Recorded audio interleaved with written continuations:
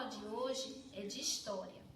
Peguem um livro e acompanhem a aula de História com bastante atenção. Olá, meus amores! Estamos aqui para a nossa aula de História, com o assunto Expedições. Por favor, peguem um livro de História e vamos acompanhar a nossa aula.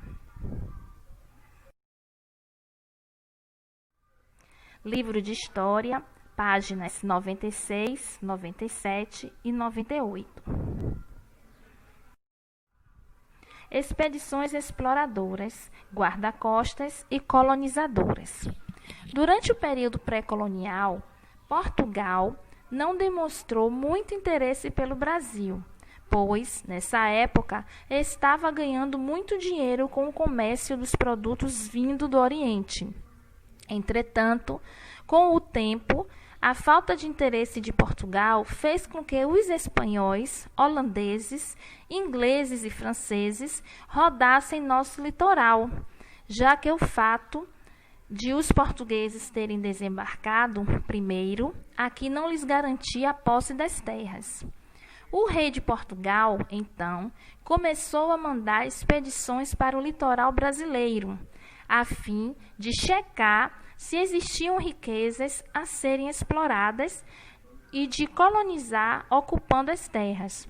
Essas primeiras expedições são chamadas de expedições exploradoras. Então, o rei de Portugal, antes de acontecer a colonização no Brasil, não tinha muito interesse.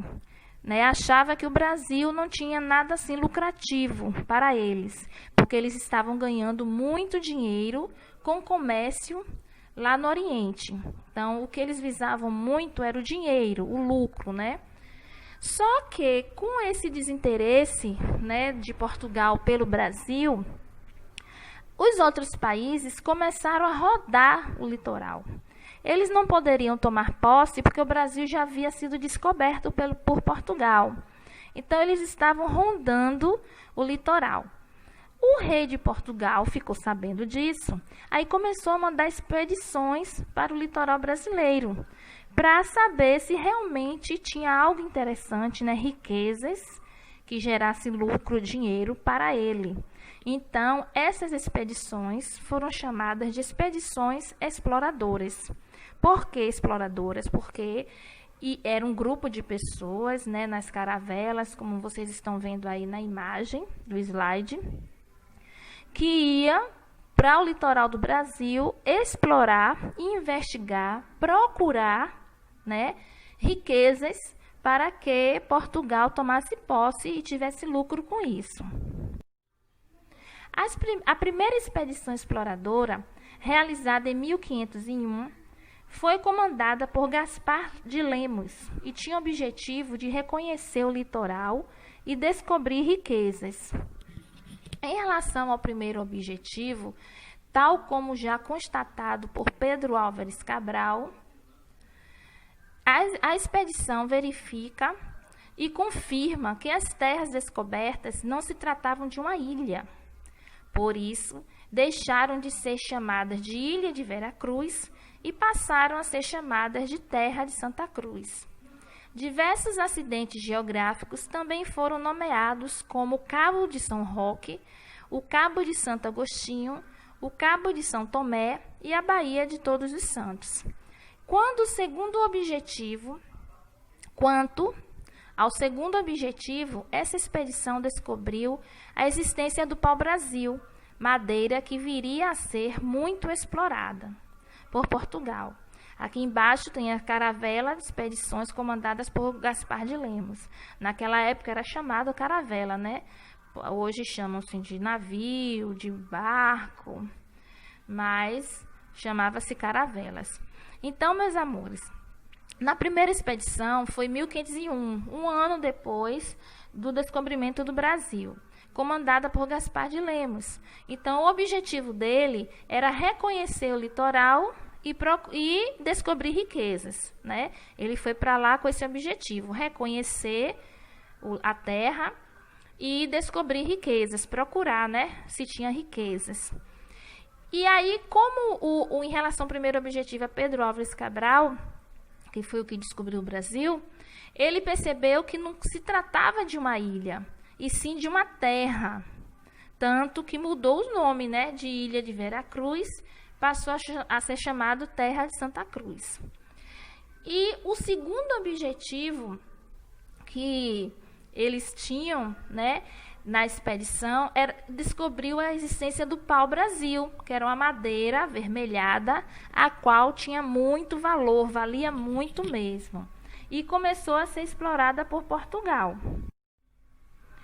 A segunda expedição exploradora foi em 1503, né? Teve como objetivo verificar as riquezas das terras colonizadas e foi comandada por Gonçalo Coelho, que levou as primeiras amostras do pau-brasil para a Europa, pois essa espécie fornecia uma tinta vermelha. Então, 2 anos depois da primeira expedição, outro foi explorar, né, as terras colonizadas, que foi Gonçalo Coelho. Ele liderou a expedição. E qual era a função dele? Pegar a madeira avermelhada, que era o pau-brasil, né, e levar para a Europa, né, começar a comercializar a madeira.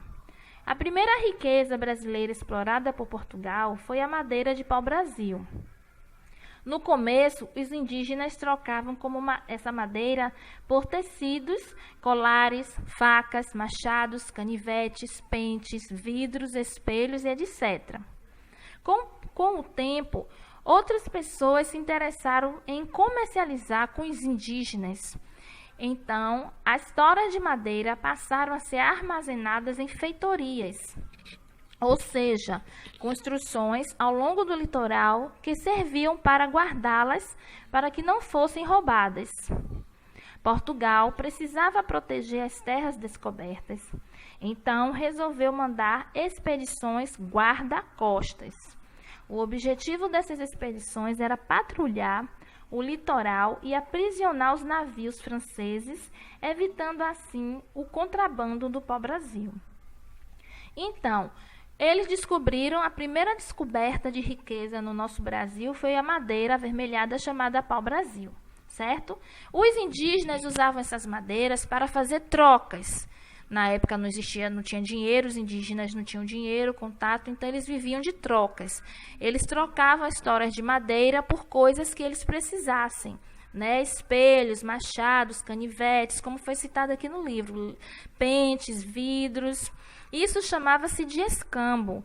Escambo é uma forma de você trocar algo com outra coisa. Eu tenho algo que te interessa, então você tem algo que me interessa, nós vamos trocar um com o outro o objeto que nós queremos. Isso chama-se de escambo. Então, eles utilizavam as toras da madeira do pau-brasil para fazer essas trocas.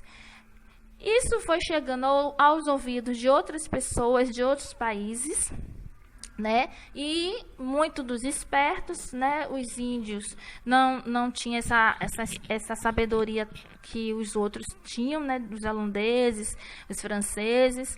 Aí começaram a fazer esse tipo de negócio com os índios, começaram a trazer especiarias que chamassem a atenção dos índios para poder trocar. Aí Portugal, para proteger o pau-brasil, que foi a descoberta, né? Eles acharam que descobriram, né? O pau-brasil, porque já existia e os índios já utilizavam na forma de escambo. Então, para proteger isso, eles colocaram uma expedição guarda-costas. O que é que vem a ser guarda-costas? Guardar algo, proteger algo, né? Então, essa expedição foi isso aí, proteger, guardar as madeiras do pau-brasil, evitando que os navios franceses chegassem perto, tomassem posse e ter o contrabando do pau-brasil, né? As expedições eram comandadas por Cristóvão Jacques. Porém, como o litoral brasileiro era muito extenso, ele não conseguiu tomar conta de tudo. Diante da dificuldade, o rei de Portugal foi aconselhado a ocupar as terras para evitar invasões e resolveu colonizar o Brasil. Então, ele enviou pessoas para morar em nossa terra. Essa expedição foi comandada por Martim Afonso de Souza e trazia sementes, animais domésticos e instrumentos de trabalho. Também vieram alguns colonos o irmão de Martim Afonso, chamado de Pero Lopes de Souza, para morar nas terras brasileiras. Em breve, o rei português entregaria outros trechos do Brasil, sendo eles chamados de capitanias hereditárias, pois passavam de pai para filho. Então, Cristóvão Jacques, que comandava as expedições, começou a perceber que o litoral brasileiro era muito extenso, mas muito grande, e ele não ia dar conta de tomar conta de tudo. Então, o rei de Portugal, aconselhado, ele foi aconselhado por alguém, ele resolveu mandar pessoas para morar lá na terra, colonizar o Brasil, porque aí já era uma garantia que outro país não tomasse posse nem tomasse conta das terras.